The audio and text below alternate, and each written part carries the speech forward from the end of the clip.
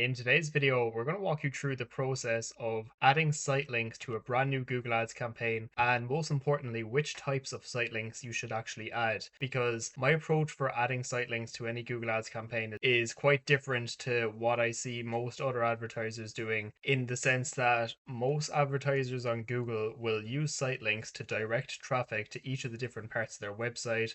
For example, the FAQs, About Us section, and those kind of pages. But in my opinion, this strategy isn't the most effective way of using site links, because when you're paying for traffic and you're paying for each click that you get inside Google Ads, we want to make sure that each site link you use goes to a landing page that has an equal chance of getting the conversion for each click that you get. So what this process looks like, and just to walk you through what the process of actually adding a site link looks like, is go to assets first of all, and when you've chosen site links, you want to press the blue plus icon. And what you want to do when adding site links is add it to the campaign level. And when you're adding site links, you have the option to simply add as many of these as you like. But what I would do is add 4 site links at least when you're first creating a campaign, because on desktop, Google will typically show up to 4 site links. And as far as I know, on mobile as well, but maybe just 2 on mobile phones. But since in a lot of cases Google can show up to 4 site links, you want to make sure that you have 4 site links added, just to make sure that your site links are shown as much as possible. And the reason why site links are one of the most important assets to make sure you add, in my opinion, are because they take up that much extra space on the ad below the headlines and descriptions that they're almost bigger than the ad itself in a lot of cases. And each site link that appears, especially if you have 4 different site links, each of them are their own clickable links. And these massively increase the likelihood that you actually get the click from the impression on your ad. So site links are one you really want to make sure that you have included in your responsive search ads. But now, just to walk you through which types of site links I'd recommend adding, is that in this campaign that we're creating as a landscaping campaign in the series that we're going through to make a brand new Google Ads campaign from scratch, in this landscaping campaign, we have different ad groups for the different landscaping services. So we have general landscaping, patio installation, fence installation, artificial grass installation. And what I typically find to be the most effective way of using site links is adding a site link for each of these individual services, so that if somebody is searching for landscaping services, that they see site links for each of the landscaping services that you offer. And if they're looking to get a fence installed as that aspect of landscaping, they can simply go straight to the fence installation landing page, where they can fill out a form or call you directly to get a fence installed. And what's good about doing site links that way is that the likelihood of you getting the conversion is that much higher, because they clicked on a site link that matches exactly with what they're looking for. So that is the format I'd recommend using for site links, and not just using the typical FAQs, About Us parts of the website that most other companies use. Because while that can be a good way to get more clicks, they're typically not going to convert into conversions at the highest rate versus actually directing that traffic to your landing pages that are optimized for conversions.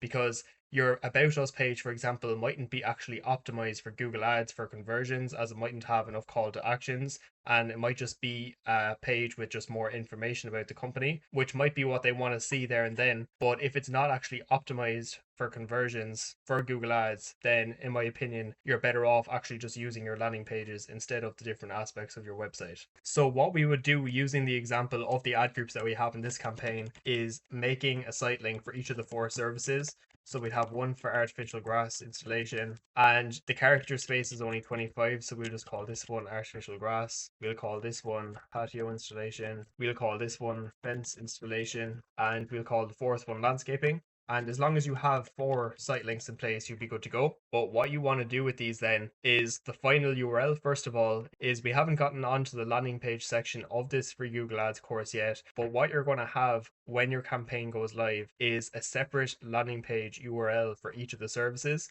So that way, if somebody clicks on the artificial grass site link, that they'll go to a landing page that's specific to artificial grass installation. And same with patio installation and fence installation. So that way then they'll go straight to a landing page that matches exactly what they search for. And that's why these form of site links are so much more effective than the typical site links that you'll see inside Google Ads. But what's also worth mentioning as well is that you really want to use the character space in your descriptions to help your site links stand out as much as possible. And what I like to use here are keywords or almost buzzwords or even figures that'll just help you stand out that bit extra. So you can even say, for example, here, number one artificial installers. And you could have as well something like save 20% today. What you want to do with your site link descriptions is just try to use it to help you stand out as much as possible. So if you have any call to actions or special offers or any unique benefits that you can include in your descriptions that can increase the likelihood that your site link will actually get the click, then you want to include it in these two descriptions, and you have 35 characters for each to use.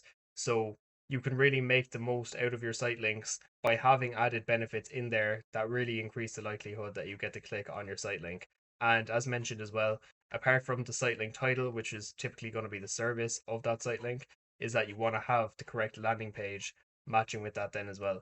So if you're making your assets before your landing pages, you just want to make sure that you remember to add the correct landing pages in here once you've made your landing pages before you actually go live with your campaign. So that's the exact process I would follow when adding new site links when launching a brand new Google Ads campaign. Now, in the campaigns that we're running for other service-based businesses, when we've used site links, we've noticed much higher click-through rates and conversion rates of anywhere from 10% up to 20% or even higher than that in a lot of cases when using site links as well. So out of all the assets, they really are one that I'd highly recommend using, especially just because of how much extra space it takes up on the page. And when you go on Google and just notice competitors' ads for any product or service alongside each other, you'll know what I mean when you see that the ad with the site links is far more likely to be clicked on than the competitor who doesn't have site links, because the ad with the site links almost takes over the page, and the company's ad without the site links, their ad is just that much smaller that their ad almost isn't seen at all. So it's something I'd highly recommend having in place. But now, if you do have any questions about adding any assets to your Google Ads campaigns or anything else related to Google Ads as a whole, feel free to leave a comment down below. And if you do like this Google Ads related content as well, feel free to subscribe to the channel and take a look at the previous videos we made so far on all of the steps up as far as this point in making a brand new Google Ads campaign. And keep an eye out for the videos that we'll be adding each day on the rest of the steps that go into creating the campaign from scratch and managing the campaign as well once you actually set it to go live. So hopefully the video helped, and we'll see you inside the next video.